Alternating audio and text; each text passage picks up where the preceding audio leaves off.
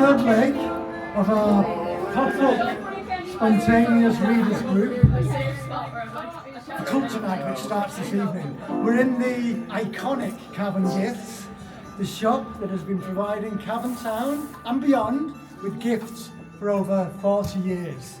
It's an amazing shop.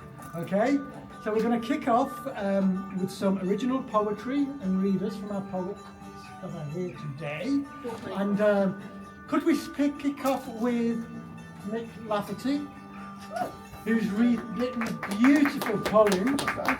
That's an ode to one of the world's favourite poems, I Wandered Lonely as a Cloud. And it's a collaborative effort, but Mick will tell you who he wrote it with. So here we go, Mick. Over to you. And just keep the mic, yeah, just that's perfect.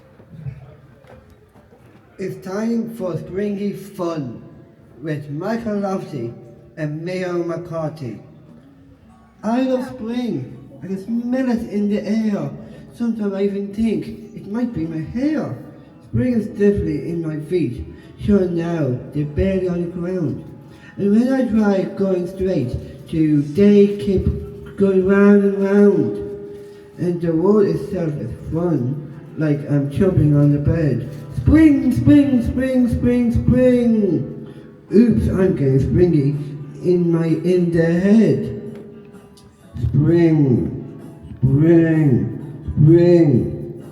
Sometime I say it really low. Spring. That's it, really slow. But when I see those springy hailstones, then I really have to shout. Spring, you're so loud. Oh, I love being out. And spring's the time for babies and cute little lambs. Take about a bottle, they grow like a great big rams. Yes, spring can be so gentle, velvet petals on tiny flowers, birds building cozy nests for I don't know how many hours. There was a famous poet, Wordsworth was his name. Do you know what he taught? The same. He wrote about flowers fluttering in the breeze, nodding their yellowy heads. At about the height of my knees, he said he was real lonely as a cloud. Do you know what I think? He didn't have any crowd. Thank you and happy spring. Woo! Thank you, Mick.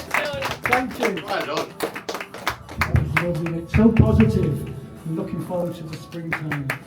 Now, Tamsin, are you comfortable doing one here? Is it? Yeah. Now we're going back to Tamsin Cow. He's going to do another poem. Is it going to be a different one, Tamsin? Okay.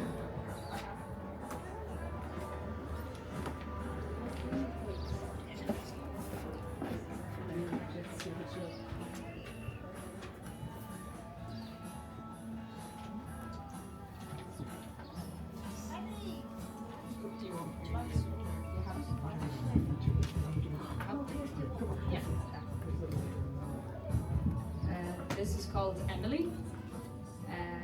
The swing does swing to and fro from rusted chains thread through aged metal loops. The ground so close, keep your feet in air and lift from your seat. Fly for a moment. Time will resume and in falling circles drag you back to earth. Where wingless as you are, you can only dream to grow stronger. So might you swing a little longer. I could mess it up. No, you don't. No, you don't. Okay, now another poet extraordinaire. And her name is Nolan Shannon. And she's going to recite one of her I'm not original going to read works. one of mine. I'm going to read something different. Oh yeah, okay. Okay. That's good, Yeah. good, good. Okay. I've chosen to read this poem by the Palestinian poet Mahmoud Darwish. I came across this poem through my singing group, where we sang a song called A Million Nightingales, inspired by this poem. He's considered to be the national poet of Palestine. He gave a voice to the struggles of the Palestinian people, and he wrote the Declaration of Independence, issued by the Palestine National Council in 1988. This is a translation into English of his poem, Defiance.